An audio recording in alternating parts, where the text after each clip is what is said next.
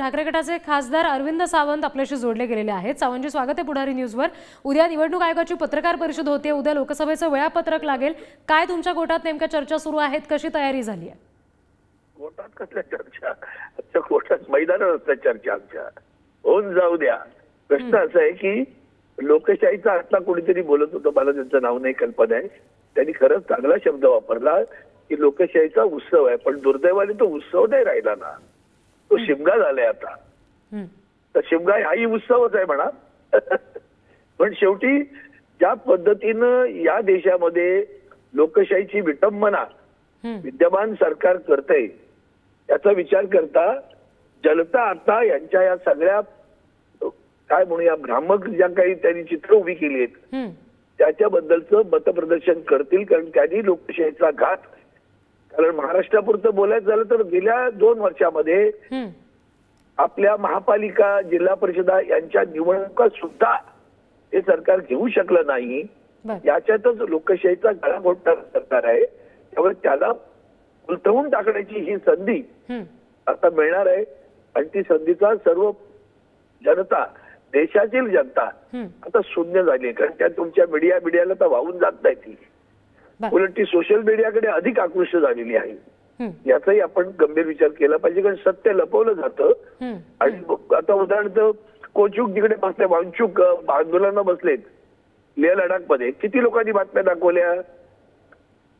लेह लडाख मध्ये प्रचंड मोठं आंदोलन सुरू आहे। आंदोलनाची बातमी मात्र कुठे दिसत नाही।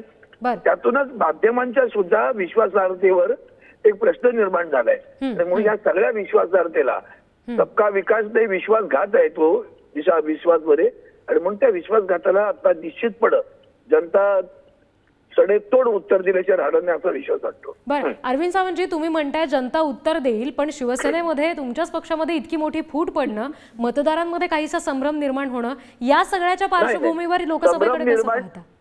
संभ्रम निर्माणाचं कंत्राट लोकांना दिलेलं आहे, ते करू देतात। उद्या जग म्हणजे परवा असंही म्हणाले, उद्या जगतातील लोकांना माहिती आहे शिवसेना कोणाची। आता काल माननीय सर्वोच्च न्यायालयाने पुन्हा कानपटात मानली, बघितले का राष्ट्रवादीच्या?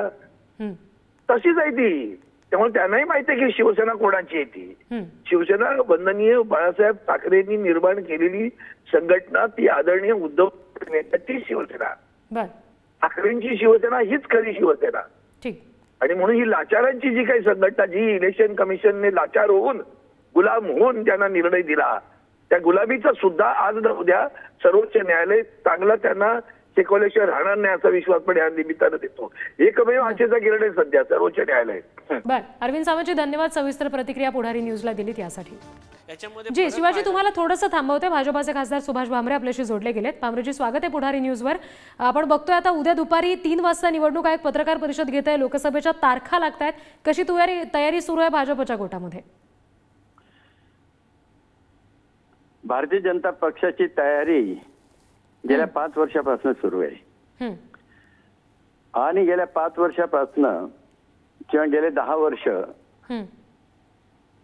आमचे लोकप्रिय नेते आणि यशस्वी प्रधानमंत्री मोदी साहेबांच्या माध्यमातून 10 वर्षात अनेक कामं झालेली, विकासाचे कामं, समाजातील सगळ्या घटकांसाठी विकासाचे कामं केलेत, आणि त्यांच्या नेतृत्वाखाली देशाची मोठी प्रगती झालेली आहे। आज अर्थव्यवस्था म्हणून 5वा नंबर आहे, 10वा नंबर होता, 10व्या नंबरवरनं 5व्या नंबरवर आलेला आहे।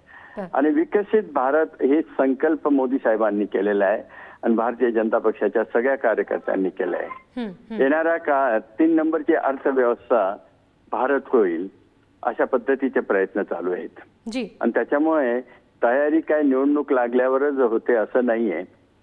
तयारी ज्या दिवसापासनं पदभार सांभाळला त्या दिवसापासनं विकास कामांची तयारी चालू असते।